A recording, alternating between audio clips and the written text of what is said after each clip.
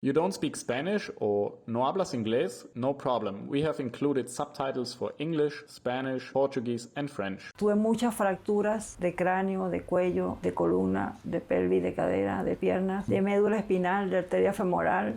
En una de las cirugías del miembro amputado me dieron una noticia que uno de mis hijos se murió. Para recuperarme de la cuadriplegia yo no esperé a que me operaran. Intenté moverme de alguna forma y utilicé mi mente para eso. Yo decía, yo me voy a mover. Y empecé a movilizarme.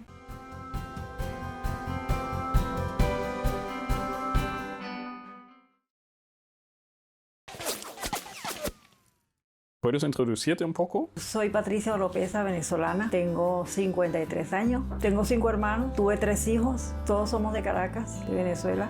Yo era hace muchos años profesional, modelo de pasarela. Anteriormente quería ser juez. Cuéntanos un poco de tu vida antes del accidente. Mi vida antes del accidente era muy divertida. Bueno, mi vida era una fiesta porque de pequeña he estado en el mundo del modelaje. A diferencia de mi hermana es ingeniero. Mi hermana se pone un casco, unas botas de seguridad y un jean. Yo andaba siempre en minifalda, tacones grandísimos. Estaba muy feliz.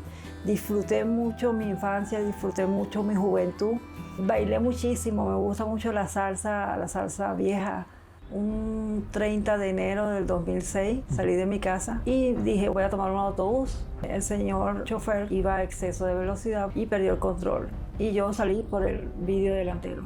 Me agarré la pierna izquierda y me dolía muchísimo. De repente me encontré en una ambulancia. Solo sabía que había pasado algo grave. Y cuando vuelvo a despertar, estaba en otra ambulancia. Solo recuerdo que le dije al paramédico que no me soltara, que yo tenía miedo.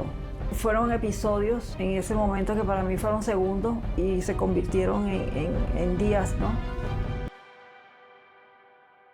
Recuerdo que le dije al paramédico que me ingresara en una clínica privada que hay en una ciudad. Y cuando estoy entrando a la clínica, mi hermana me dice, no, hermanita, no te preocupes, que solo fue una fractura de pierna. Cuando despierto me encontré con muchas vías. Solo sé que no podía moverme. Y estaba muy preocupada porque no sabía qué pasaba y no podía hablar porque estaba entubada. Sufrí mucho dolor inimaginable. Tuve muchas fracturas de cráneo, de cuello, de columna, de pelvis, de cadera, de piernas, de médula espinal, de arteria femoral.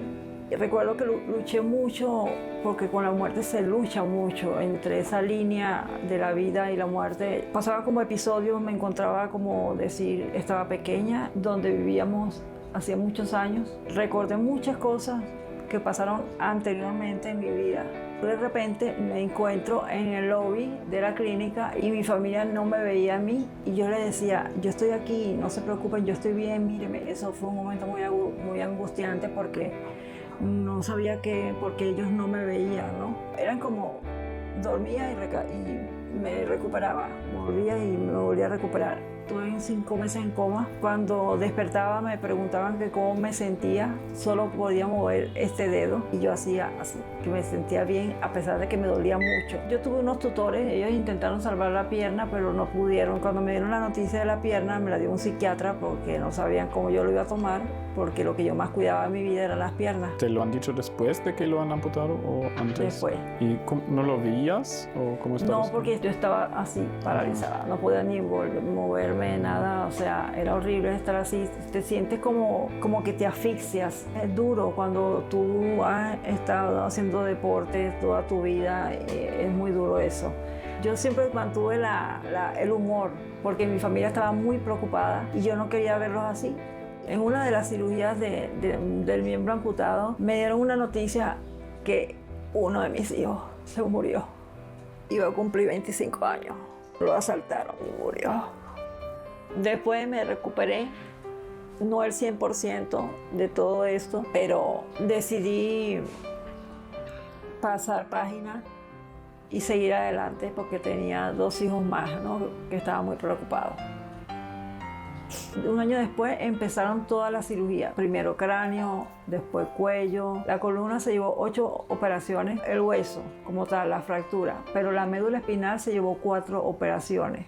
Pasó el tiempo y me dieron el alta, paralizada. Estaba cuadriplégica y veía a mis amistades del modelaje. Me sentía fea, Tenía 30 kilos y no tenía cabello. Para recuperarme de la cuadriplegia, yo no esperé a que me operaran. Intenté moverme de alguna forma y utilicé mi mente para eso. Yo decía, yo me voy a mover.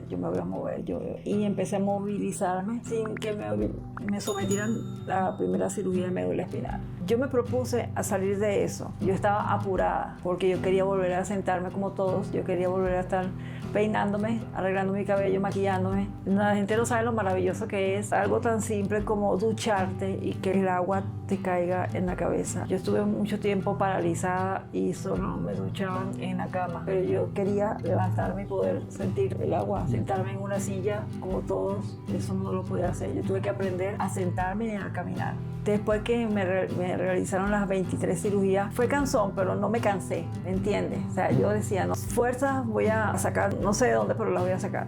Después decidí, en vista de la situación de mi país, el tema de Venezuela, tuve que emigrar porque me faltaba una cirugía que era de cadera y pelvis. Emigré a España en 2019 y yo me preparé un año antes para ver qué país realizaba la cirugía que yo necesitaba, y en ese entonces era España y Alemania. Ya el médico que me va a operar me vio y es una cirugía bastante compleja que solo se le han realizado a 3 personas a nivel mundial y yo voy a ser la 4ª persona. Acá estoy a la espera de ser llamada. ¿Alguna vez has pensado que ya no quieres hacer ese camino? Bueno, sí, como ser humano yo decía, no quiero continuar operándome porque uno se cansa, porque cada vez que digo esta es la última cirugía siempre sale otra, ¿no? Yo vine realmente a operarme la cadera, entonces yo pensé que me la podían realizar en España y el médico me llevé la sorpresa que me dijo no. Venezuela me dijo que no podía operarse esa fractura y España me dijo lo mismo. Entonces ellos me preguntaron que qué quería yo, cuál era mi propósito. Yo le dije dejar las muletas, que me siento encerrada en 2 hierros, atrapada en unas muletas.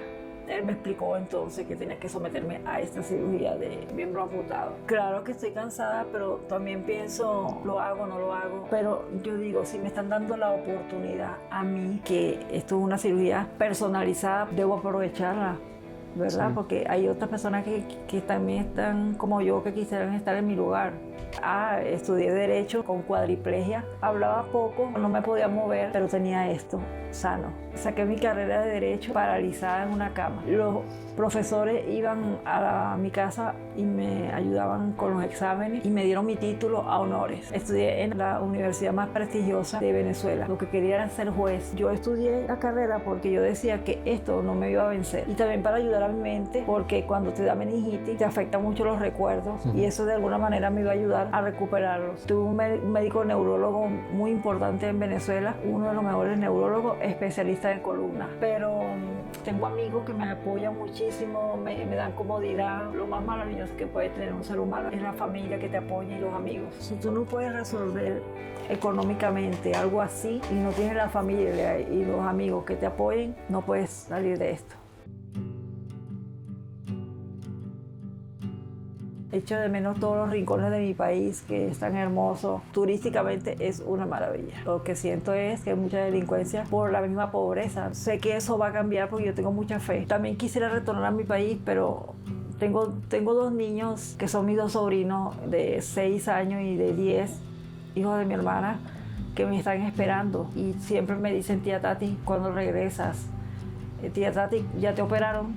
Eso te hace derrumbarte y a veces uno quisiera dejarlo todo y regresar a tu familia porque no quiero perderme de momentos que no vuelven. Por ejemplo, acompañar a mi familia en las reuniones familiares, eso para mí es muy importante, la familia. Y siento que me estoy perdiendo el crecimiento de mis 2 sobrinos y eso para mí es más importante que esto, pues, ¿no? Pero mi familia también me da ánimo, por eso es que estoy acá, porque todos me dan ánimo para poder continuar aquí. Sí, voy a retornar a mi país, pero no es el momento. Siento que desde aquí los puedo ayudar más, porque allá no puedo tener la posibilidad de ver si puedo trabajar por la situación, y aquí sí, como inmigrante es muy duro, es muy duro. ¿Alguna cosa que todos los seres humanos tenemos en común? Bueno, que tenemos pero que no lo ponemos en práctica. La solidaridad, el amor. La gente dice que no hay solidaridad humana, sí hay. Yo lo he comprobado. Yo no me he sentido excluida, no, al contrario. La gente se enfrasca en que no hay amor entre nosotros mismos, entre los seres humanos. Sí hay. Lo que pasa es que A veces somos egoístas. El mundo nos lo regalaron para vivir felices, no para vivir en odio. Para mí no deberían de existir fronteras. ¿Tú tienes algún consejo para la humanidad en general?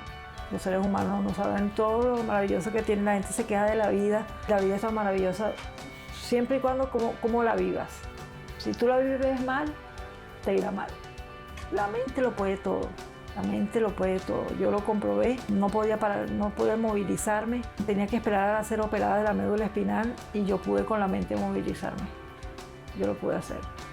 Entonces, la gente tiene que tomar conciencia y no andar como locos en la autopista, porque lo importante es llegar.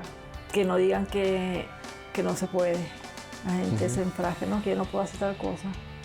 Soy feliz en este momento porque estoy viva. Creo que al fin y al cabo lo que cuenta, que estás vivo.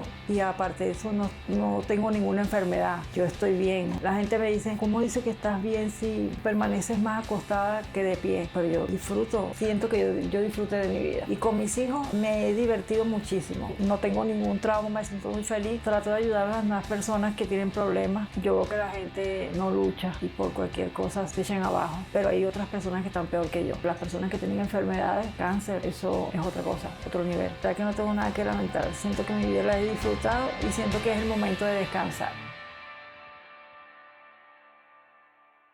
Espero que sirva de algo. Sí, seguro. Espero que sirva para otras personas que han estado como yo, en una situación similar. Pueda servir para darles ánimo, fortaleza. Sí, seguro. Porque esto, lo que se necesita es mucha fortaleza. Thank you so much for watching this video and for your support. It really means a lot to me. Thank you so much.